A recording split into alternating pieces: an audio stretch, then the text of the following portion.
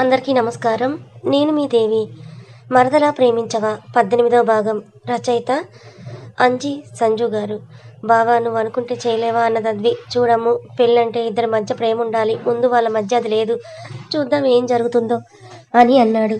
అది ఏడుస్తుంది బావా అన్నది. చూడు అమ్ము, మనుని సిన్సియర్ లవ్ అయితే కొన్ని రోజులు బాధపడినా తన ప్రేమ గెలుస్తుంది. నువ్వు టెన్షన్ పడకన్నాడు అద్వైత్.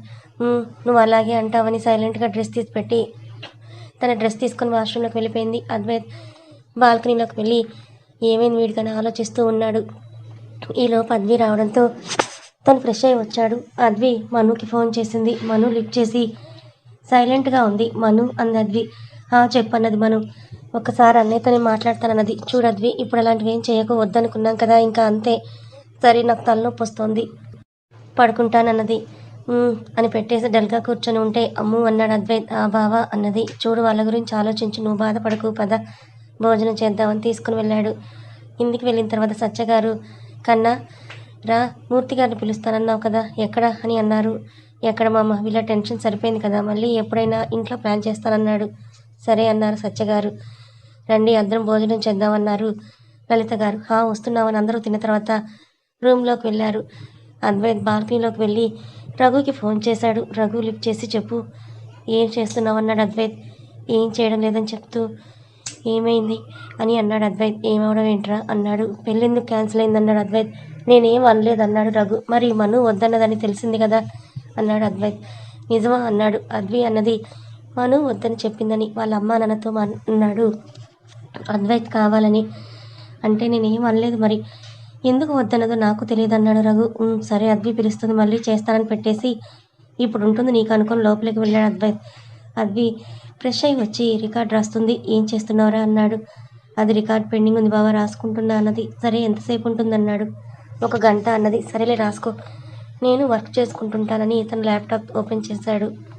ఇక్కడ రఘు ఫోన్ పెట్టేసి ఆలోచిస్తున్నాడు. ఏమైంది మను, ఎందుకు వద్దన్నది పెళ్ళి అని. ఎప్పటికో మార్నింగ్ మను అన్న మాటలు గుర్తొచ్చాయి. ఈవినింగ్ లోపు మనకున్న బంధం ఉండదని చెప్పిందంటే ఇదేనా? అసలు ఏమైంది ఈ అమ్మాయి కానీ ఫోన్ చేయాలనుకొని ఫోన్ చేశాడు. మను ఫస్ట్ ఎత్తలేదు. సెకండ్ టైం లిఫ్ట్ చేసి చెప్పండి అన్నది. ఏమైంది, ఫోన్ లిఫ్ట్ చేయడం లేదు అన్నాడు రఘు. ఎందుకు లిఫ్ట్ చేయాలి, మీకు నాకేం సంబంధం లేదు, ఇలా పరాయి వాళ్ళతో మాట్లాడితే పద్ధతిగా ఉండదన్నది. ఏంటి నేను పరాయి వాడినా అన్నాడు. కాక మీకు నాకు ఏం సంబంధం ఉంది, మన ఫ్రెండ్సా అన్నది. కాదన్నాడు రఘు. మరి ఇంకేంటి, పెళ్లి చేసుకోవడం లేదు కదా, ఇంకా ఎందుకు మాట్లాడాలన్నది. అంటే మనం మాట్లాడుకోవడానికి కూడా లేదా అన్నాడు రఘు. మనం ఎందుకు మాట్లాడుకోవాలన్నది. సరే అన్నీ వదిలే కాసేపు మాట్లాడన్నాడు రఘు. చెప్పండి అన్నది. నువ్వు పెళ్ళొద్దన్నావా అన్నాడు. అవును అన్నాను. ఎందుకు వద్దన్నావు, నేనంటే ఇష్టం లేదా అన్నాడు. మీరు అర్థం కాక పెళ్ళొద్దన్నాను. ఇప్పుడే ఇలా ఉంటే రేపు పెళ్ళైన తర్వాత ఇంకెలా ఉంటారని భయం అన్నది. అంటే అన్నాడు. అది మీకే అర్థం అవ్వాలంది. నేనేం చేశానని చెప్పు అన్నాడు రఘు. ఏం చేశారో మీకు తెలియదా, మా అమ్మ ఇంట్లోకి పిలిచిందని అదేదో నేరంలా మాట్లాడారు. ఇంకేం చేయాలి నేను, రేపు పెళ్ళైన తర్వాత కూడా ఎన్ని అంటారో నన్ను అన్న. ఇప్పుడు బాగానే ఉంది కానీ నా అమ్మ నాన్నని ఏమైనా అంటే నేను తట్టుకోలేనన్నది. ఇప్పుడు నేనేం అనలేదు కదా అన్నాడు రఘు. ఇప్పుడు ఏమీ అనలేదు, మా అమ్మ ఏమో అల్లుడు అది ఇదని ప్రేమ చూస్తోంది, కానీ నీకు అది నచ్చడం లేదు. అప్పుడు ఏదైనా అంటే నా కోపం వస్తుందన్నది మను. ఇప్పుడు నేను కారులో నిన్ను అన్నానని వద్దన్నావు కదా అన్నాడు. అదే కాదు, మీకు ఈ పెళ్ళి ఇష్టం లేదని అర్థమైంది, అందుకే అన్నీ అన్నది. నాకు ఇష్టం లేదని నీకు చెప్పానా అన్నాడు. చెప్పాల్సిన అవసరం లేదు, అది ఎంత పెద్దవాళ్ళు కుదిర్చిన పెళ్ళైనా కాస్త ప్రేమగా అయినా మాట్లాడతారు, కానీ మీరేదో మాట్లాడాలని మాట్లాడతారు. ఇప్పుడు ఇవన్నీ ఎందుకు రఘు గారు, వెళ్ళేలాగూ ఆగిపోయింది, వదిలేయండి అని ఫోన్ పెట్టేసింది. రఘు ఫోన్ వైపు చూస్తున్నాడు కాసేపు. ఎందుకో చిన్న బాధ, అది ఎందుకో అర్థం కాలేదు. కానీ కాసేపు ఆలోచించి ఫ్రెష్ అయ్యి కిందకు వెళ్ళాడు. అక్కడ శాంతి గారు అలాగే ప్రసాద్ గారు మాట్లాడుకుంటూ ఉన్నారు. రఘు రావడంతో టాపిక్ మారుస్తూ మను అయినా ఒప్పుకొని ఉంటే బాగుండు కదండి అన్నారు. శాంతి గారు, ఏం చేస్తాం, మంచి అమ్మాయి ఓడలవుతుందని అనుకున్నా, కానీ వాళ్ళకి ఇష్టం లేదు కదా, మనం ఏం చేస్తాం శాంతి అన్నారు. అలా అంటే ఎలా అండి, మను చక్కగా ఉంటుంది, మన ఇంటి మహాలక్ష్మి అయితే చాలా బాగుంటుంది అన్నారు ప్రసాద్ గారు. నేనేం చేస్తాను, అంతగా కావాలంటే సత్య చెప్పిన ప్లాన్ అమలు చేయండి అన్నారు. అంటే అన్నారు. అదే అమ్మాయికి ఇష్టమైతే ఏదో ఒకటి చేద్దామన్నారు ప్రసాద్ గారు. అయితే రఘుకి చెప్పి ఆ పని చేయించాలన్నారు శాంతి గారు. నువ్వేం మాట్లాడుతున్నావు శాంతి, వాడిని ఇబ్బంది పెట్టకు అన్నారు. మీరు ఊరుకోండి, వాడికి ఇబ్బంది ఎందుకు అవుతుంది, అమ్మాయిని ప్రేమించడం ఇబ్బందా అన్నారు. అప్పుడే రఘుని చూస్తూ చూడు మీ నాన్న ఎలా అంటున్నారో ఏమంటున్నారన్నాడు ఏమీ తెలియనట్లు. అదే ఏం చేసినా సరే మన ఇంటి కోడలు అవ్వాలన్నారు. అమ్మ ఏం మాట్లాడుతున్నావు అన్నాడు రఘు. ఏంట్రా మాట్లాడేది, అమ్మాయిని ప్రేమించమని చెప్పాను, ఇందులో తప్పేముంది అన్నారు శాంతి గారు. అమ్మ అన్నాడు, చూడు రఘు, నువ్వేం చేసినా సరే నాకు మను ఈ ఇంటి కోడలు అవ్వాలి అంతే, రండి భోజనం పెడతానని కిచెన్లోకి వెళ్ళారు. రఘు వాళ్ళ నాన్నని చూశాడు. నాకేం తెలియదు, మీ అమ్మ ఏమంటే అదే అని ఆయన డైనింగ్ టేబుల్ దగ్గరికి వెళ్ళాడు. వెనకే రఘు కూడా వెళ్ళాడు. ఇద్దరికి పెట్టి ఆవిడ పెట్టుకొని ముగ్గురు తిన్న తర్వాత ఎవరి రూమ్కి వాళ్ళు వెళ్ళారు. రఘు ఆలోచిస్తే ఎప్పటికో నిద్రపోయాడు. మను అద్వైత్కి ఫోన్ చేసి విషయం చెప్పింది. ఓకే, లైన్లోకి వస్తాడు, నువ్వు కంగారు పడకని ఫోన్ పెట్టేసి అమ్ము అయిందా అన్నాడు. ఆ బావా అన్నది. ఎప్పుడు ఇంత టైం వరకు వర్క్ చేయకు, హెల్త్ పాడవుతుందని లైట్ ఆఫ్ చేసి వచ్చి పడుకున్నాడు. అద్వి కూడా బుక్స్ క్లోజ్ చేసి పక్కన పెట్టేసి వచ్చి పడుకుంది. బావా, మను రఘు అన్నయ్య కలుస్తారా అని అన్నది. అమ్ము నువ్వు వాళ్ళ గురించి ఆలోచించుకు పడుకో అని దగ్గరకు తీసుకొని జో కొడుతూ ఉంటే నిద్రపోయింది ఎప్పటికో. అద్వైత్ కూడా ఎప్పటికో నిద్రపోయాడు. నెక్స్ట్ డే మార్నింగ్ లేచి ఎవరి పనులకు వాళ్ళు వెళ్ళారు. ఇక్కడ అద్వి మను కాలేజ్కి వెళ్ళారు. మను ఎప్పట్లాగే ఉంది. అద్వి మను నువ్వేంటే డల్గా ఉంటావు అనుకుంటే ఇంత యాక్టివ్గా ఉన్నావంది. డల్గా ఎందుకు ఉండాలి అన్నది అద్వి. నా ప్రేమలో నిజాయితీ ఉంటే ఎప్పటికైనా నా ప్రేమ గెలుస్తుందన్నది. ఉష్, నీకు నీ అన్నయ్యకి చెప్పావని ఇద్దరు కలిసి క్లాస్కి వెళ్ళారు. ఇప్పుడు ఏమైందని అన్నది మను. నీ ఫీల్ అవుతున్నాను కానీ నువ్వు మంచిగానే ఉన్నావన్నది. నేను ఫీల్ అవుతున్నా అద్వి, ఏం చేయను చెప్పు. రఘుకి ఇష్టం ఉంటే ఏమైనా చేస్తాం కానీ అన్నయ్య చెప్పినట్లు తను ఎప్పటికైనా మారతాడని నాకు అనిపిస్తోందన్నది. సరేలే, ఇద్దరు కలిసి నా అన్నయ్యని ఇబ్బంది పెట్టకండి అన్నది అద్వి. మీ అన్నని ఇబ్బంది పెట్టడం ఏంటి అంటుంది. నీ అన్నకి ఏమైంది అన్నది. మను అంది. ఏంటి మను, నీ అన్నకి నా చేతిలో ఉంటుంది అన్నది. అప్పుడే అక్కడికి ప్రియా వచ్చి హాయ్ అక్క అంది. హాయ్ అన్నది మను. ఆ సార్ ఎక్కడ అన్నది. ఏ సార్ అన్నది మను కావాలని. అదే మీతో ఎప్పుడు ఉంటారు కదా ఆ సారే అని అంది ప్రియా. ఓ వసంత, అవును ఆ సారే. ఇప్పుడు వాడితో ఏం పని నీకు అంటే ఎప్పుడు మీతోనే ఉంటారు కదా మీ ఫ్రెండ్, ఇప్పుడు లేరని అడిగానంతే. నిజమే, వసంత్ ఎక్కడా అన్నది అద్వి. రాలేదేమో అంది మను. వచ్చారక్క, ఇందాక క్యాంపస్లో చూశాను అన్నది. అవునా అని మను చుట్టూ చూస్తూ ఉంటే ఒక్కటే క్యాంటీన్లో కూర్చొని ఫోన్ చూసుకుంటున్నాడు. మను అదిగో అక్కడున్నాడు, ఏం చేస్తున్నాడో చూద్దాం పదండి అన్నది. అద్వి మను చేపట్టుకుని వాడికి నా మీద కోపం అనుకుంటా మను అంది. ఎందుకు అన్నది మను. అదే ఆ రోజు కాలేజీలో జరిగిన గొడవల్లో వాడితో మాట్లాడనని బావకి చెప్పాను కదా అంది. ఓ అవునా, పద వెళ్దాం, వాడికి మనం తప్ప పెద్దగా ఫ్రెండ్స్ ఎవరు లేరు అని మను అద్వి ప్రియ కలిసి వెళ్ళారు. మను ఎదురుగా కూర్చొని హలో మాస్టారు అన్నది. వసంత్ తలపైకెత్తి చూసి మళ్ళీ ఫోన్లో చూస్తున్నాడు. రే ఏమైంది, మాట్లాడవా అన్నది అద్వి. అయినా సైలెంట్గా ఉన్నాడు. గుడ్ మార్నింగ్ సార్ అన్నది ప్రియ. గుడ్ మార్నింగ్ అన్నాడు.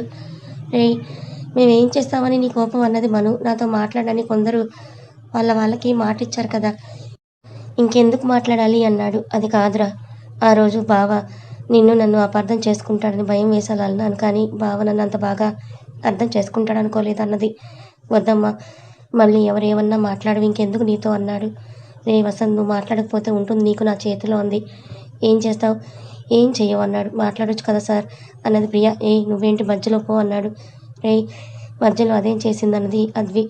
ఉష్ సారీరా, ఇంకెప్పుడు అలా చేయను, ఎవరైనా మన ముగ్గురం బెస్ట్ ఫ్రెండ్స్, ఎప్పటికో విడిపోము అని అన్నది. అవసరం లేదు అన్నాడు వసంత్. వసంత్ అన్నది అద్వి. మాట్లాడలేదని ఏడుస్తున్నట్లు కళ్ళు తుడుచుకుంటూ ఉంటే నిజంగానే ఏడుస్తుంది అనుకొని భయపడి, బేబీ సారీరా, ఏడవకు, నేను మాట్లాడతాను, నాకు మీ ఇద్దరు తప్ప వేరే ఎవరు ఫ్రెండ్స్ లేరు, ఉన్న వాళ్ళ స్వార్థం కోసం ఫ్రెండ్షిప్ చేస్తారు, నాకు మీ ఇద్దరుంటే చాలు, మీరు మాట్లాడకన్నా మాట్లాడతాను, ప్లీజ్ ఏడవకన్నాడు. అద్వి నవ్వుతూ కళ్ళు తెరిచింది. అమ్మని ఏడవటం లేదా నువ్వు అన్నాడు. నీ కోసం ఏడవాలా ఇప్పుడు అన్నది మను. పోవే అన్నాడు అలి కూర్చొని. ప్రియా ముగ్గురిని చూస్తూ ఉంది. మను వెళ్ళి నలుగురికి కేక్ తీసుకుని వచ్చింది. పొద్దున్నే ఏంటి ఇది అన్నది అద్వి. నాకు తినాలనిపించి తెచ్చాను అంది. ఆహా, నీ ఇష్టం, మా మీద రుద్దకు అన్నాడు. ఇప్పుడు ఏంట్రా, కావాలంటే తిను, లేదంటే మానేయండి, ఒకవేళ తింటే బిల్ నేను పే చేస్తాను, లేదా మీరే కట్టుకోవాలన్నది. ఓయ్ అన్నాడు వసంత్. అంతే, మనుతో పెట్టుకుంటే అలాగే ఉంటుందన్నది. ముగ్గురు మనుని చూసి తిట్టుకొని తింటూ ఉన్నారు. అప్పుడు మను ఫోన్కి రఘు ఫోన్ చేస్తున్నాడు. ఎవరని చూసి రఘు నెంబర్ చూసి మళ్ళీ ఏం గుర్తొచ్చిందో నీ అన్నకి లిఫ్ట్ చేసి హలో అన్నది. ఏం చేస్తున్నావు అన్నాడు. ఏదో ఒకటి చేస్తాను, కానీ ఇప్పుడు నువ్వెందుకు ఫోన్ చేశావో అది చెప్పు అన్నది మను. అదేంటి కాలేజ్కి వెళ్ళలేదా అన్నాడు.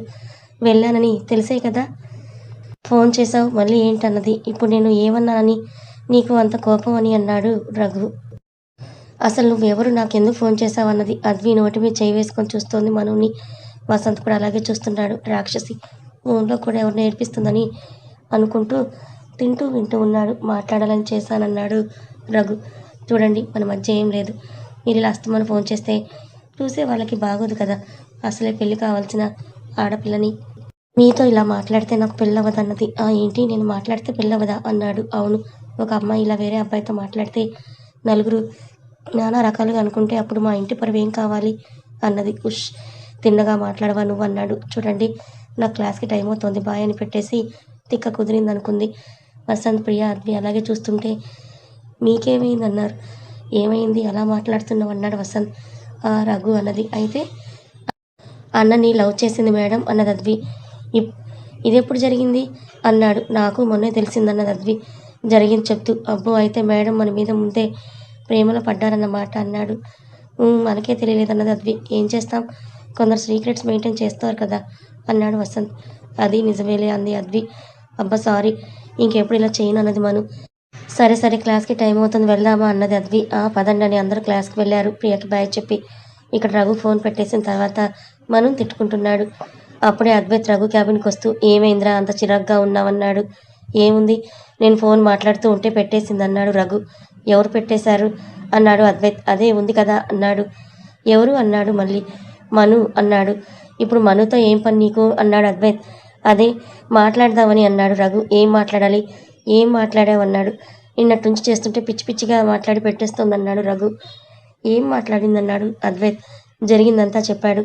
తను అన్న దాంట్లో తప్పే ఉందిరా రఘు, నువ్వు మాట్లాడితే తనకి ఇబ్బంది అయితే ఎలా అన్నాడు అద్వైత్. నేను మాట్లాడినట్లు ఎవరికి తెలుస్తుందిరా ఇప్పుడు, తను నువ్వు అదే అంటున్నారు అన్నాడు. నాకు అర్థం కావడం లేదు, పెళ్ళొద్దనుకున్న తర్వాత తనకి నీకు మాటలు ఏంటి ఇంకా అన్నాడు అద్వైత్. ఏమో, నాకు తనతో మాట్లాడాలనిపిస్తుంది అన్నాడు. అదే ఎందుకు అన్నాడు అద్వైత్. ఏమో, నాకు తనంటే ఇష్టం రా, ఎక్కడ దూరం అవుతుందో అని కాస్త రఫ్గా ఉన్నానన్నాడు రఘు. కాస్త కాదు, నువ్వు చాలా రఫ్గా బిహేవ్ చేశావన్నాడు అద్వైత్. బావా అన్నాడు రఘు. ఏంటి, నాకెలా తెలిసిందనుకుంటున్నావా అన్నాడు అద్వైత్. అన్నాడు. మనునే చెప్పిందన్నాడు. ఏంటి, తను చెప్పిందా? అవును, నీ బిహేవియర్ వల్ల ఇంట్లో వాళ్ళకి ఎక్కడ బ్యాడ్ నేమ్ వస్తుందో అని భయపడి తనే నాకు చెప్పింది పెళ్ళి వద్దని. నేనేం చేశాను రా అన్నాడు రఘు. రఘు, తను నిన్నెందుకు దూరం చేసుకుంటుందన్నాడు అద్వైత్. రే, మనం కాలేజీలో చదువుకునేటప్పుడు ఇలా జరగలేదా? మన ఫ్రెండ్ని పెళ్లి కుదిరిన తర్వాత వదిలేసి వెళ్ళిపోలేదా? అదే జరుగుతుందని నా భయం అన్నాడు రఘు. అయితే అందరూ అలా ఉంటారా అన్నాడు అద్వైత్. ఏమోరా, అదే నా భయం అన్నాడు రఘు. నీకొక్క నిజం చెప్పనా రఘు అన్నాడు అద్వైత్. ఏంటది? అది మను అన్నాడు అద్వైత్. ఏంట్రా అది ఇది అంటున్నావు, చెప్పు అన్నాడు టెన్షన్గా. మను నిన్ను ఎప్పటి నుంచో లవ్ చేస్తోంది రఘు అన్నాడు అద్వైత్. వాట్ అన్నాడు రఘు. ఎస్, మను నిన్ను చిన్నప్పటి నుంచే ఇష్టపడుతుంది, కానీ ఆ ఏజ్లో లవ్ కాదని చెప్పలేదు. ఇప్పుడు కూడా డిగ్రీ కంప్లీట్ అయ్యాక చెప్పాలనుకుందంట. ఇంతలో ఇంట్లో వాళ్ళే పెళ్ళి అన్నారు అని హ్యాపీ ఫీల్ అయింది, కానీ నువ్వేమో ఇలా చేసావన్నాడు. అంటే నేను నా బిహేవియర్తో తను నాకు దూరం చేసుకున్నానా అన్నాడు బాధగా. నువ్వు చేసిన తప్పు అది. నీ మనసులో ఏమైనా ఉంటే అది డైరెక్ట్గా చెప్పాలి, కానీ తనని హర్ట్ చేస్తే తను ఎంత బాధపడుతుందో చెప్పు, అర్థమవుతోందా రఘు అన్నాడు అద్వైత్. నిజమే, నేను చాలా పెద్ద తప్పు చేశాను. ఇప్పుడు ఏం చేయాలరా? నాకు మను కావాలన్నాడు రఘు. తనని పెళ్ళికి ఒప్పించు, మిగతాది నేను చూసుకుంటానన్నాడు. థ్యాంక్స్ రా, థ్యాంక్స్ యూ సో మచ్ అని హక్ చేసుకొని నేను కాలేజ్కి వెళ్తున్నా అన్నాడు. ఇప్పుడు కాదు, కానీ ఈవినింగ్ వెళ్ళు, ముందు వర్క్ చూడు అన్నాడు అద్వైత్. ప్లీజ్ రా అన్నాడు రఘు. రై, టైం చూడు, అది ఇప్పుడు క్లాస్లో ఉంటుంది, ఈవినింగ్ కాలేజ్ అయిపోయే టైంకి వెళ్ళు అన్నాడు. అయితే ఇద్దరం కలిసే వెళ్దామన్నాడు రఘు. అని తను వర్క్ చేసుకుంటున్నాడు. వీడు మారడు అనుకొని తన క్యాబిన్కి వెళ్ళి వర్క్ చేసుకుంటున్నాడు. ఇక్కడ అద్వి, మను కాలేజ్లో. వసంత్ క్లాస్ అయిన తర్వాత లంచ్ టైంకి క్యాంటీన్కి వెళ్ళారు. ముగ్గురు బాక్స్ ఓపెన్ చేసి ఒకరిదొకరు షేర్ చేసుకుంటూ తింటున్నారు. అప్పుడే అద్వి పక్కన ఒక అబ్బాయి వచ్చి కూర్చున్నాడు. ఏ మిస్టర్, ఎవరు నువ్వు అన్నాడు వసంత్. నేను ఈ బ్యూటీ కోసం వచ్చానన్నాడు అద్విని చూపించి. వాట్, నేను తెలుసా నీకు అన్నది అద్వి. లేదు, ఇప్పుడే చూశానన్నాడు. ఇప్పుడు చూసావా? సరే ఏంటో చెప్పు అన్నది. నువ్వు నాకు నచ్చావు అన్నాడు. నైస్ మూవీ అన్నది అద్వి తింటూ. అది మూవీ అయినా నాకు నువ్వు నచ్చావు, పెళ్లి చేసుకోవాలని అనుకుంటున్నా, ఐ లవ్ యూ అన్నాడు. ఇంకా అన్నది. ఇంకా ఏముంది, నువ్వు ఓకే అంటే చెప్పు, అలా బయటికి వెళ్దామన్నాడు. ఓ సరే, ఇక్కడ ఏం పని మీద వచ్చావు నువ్వు అన్నది అద్వి. నా సిస్టర్ని డ్రాప్ చేయడం కోసం వచ్చానన్నాడు. ఆ పని చేసుకొని వెళ్ళు, అంతేకాని ఇలా పక్క వాళ్ళని డిస్టర్బ్ చేయకన్నది. లేచి హ్యాండ్ వాష్ చేసుకొని వచ్చింది. ఏయ్, ఏం మాట్లాడుతున్నావు? సీరియస్గా చెప్తున్నా, లవ్ యూ అన్నాడు. సి మిస్టర్ అన్నది అద్వి. రానా అన్నాడు. ఓకే మిస్టర్ రానా, ఐఆమ్ ఆల్రెడీ మ్యారీడ్ అన్నది. అద్వి తన బాక్స్ తీసుకొని క్లాస్కి వెళ్తూ ఉంటే వెనకే వసంత్ మను వెళ్ళారు. ఎందుకు బేబీ అంత కూల్గా చెప్పావు? వాడికి 2 తగిలిస్తే సరిపోతుంది కదా అన్నాడు వసంత్. చూడు వసంత్, మనం ముందు సాఫ్ట్గా డీల్ చేయాలి. అప్పటికి మన మాట వినకపోతే అప్పుడు మనం ఆ స్టెప్ తీసుకుంటే సరిపోతుందన్నది. సరే నీ ఇష్టం, నువ్వు చెప్పినా వినవు కదా, పదా వెళ్దామని క్లాస్లో కూర్చున్నారు. అప్పటికే టైం అవడంతో అందరూ రావడం స్టార్ట్ చేశారు. కాసేపటికి సార్ రావడంతో క్లాస్ స్టార్ట్ అయింది. అలా ఈవినింగ్ వరకు టైం సాగిపోయింది. ఇక్కడ రఘు అద్వైత్ దగ్గరికి వెళ్ళి టైం అవుతుంది పదా అన్నాడు. ఎందుకంత ఆత్రం? అయ్యగారికి వచ్చిన అవకాశం చెయ్యి జార్చుకొని తర్వాత కానీ తెలియలేదా అన్నాడు అద్వైత్. అబ్బా దెబ్బకు రా పదా అన్నాడు. ఆ ఇద్దరు కలిసి కాలేజ్ వదిలే టైంకి వచ్చారు. అద్వి, వసంత్, మను, ప్రియా చూస్తూ ఉన్నారు మాట్లాడుతూ. వసంత్ ప్రియాని చూసి నీ ఫ్రెండ్స్ లేరా అన్నాడు. ఎందుకు సార్ అన్నది. ఎప్పుడు మాతోనే ఉంటావు కదా అందుకే అన్నాడు. రే ఏం మాట్లాడుతున్నావు అన్నది మను. నేను క్యాజువల్గా అడిగాను తల్లి, ఎప్పుడు మనతోనే ఉంటుంది, ఫ్రెండ్స్ ఉంటే రాదు కదా అని అన్నాడు. ఉన్నారు సార్, కానీ వాళ్ళని నా దగ్గర ఉన్న అమౌంట్ కావాలి, దానికే ఫ్రెండ్షిప్ చేస్తారు. ఒక ఫ్రెండ్ మాత్రమే ఉంది, కానీ తను వేరే దగ్గర చదువుతుందన్నది. ఓ ఓకే, మేము ఉన్నాం కదా పర్వాలేదులే అన్నది అద్వి. ఎదురుగా రఘు అద్వైత్ కనిపించడంతో మను మా అన్న వచ్చాడన్నది. ఎవడు? ఏ అన్న నాకు తెలియకుండా అన్నది. ముందుకు చూడు తెలుస్తుంది అన్నది అద్వి. అవునా అని చూసి సైలెంట్ అయింది. ఎవరు అది ఇదని అన్నావు, ఇప్పుడు మాట్లాడన్నది అద్వి. అది అంటే ఏం చెప్పాలి కదా, నువ్వు రఘు అని అన్నది.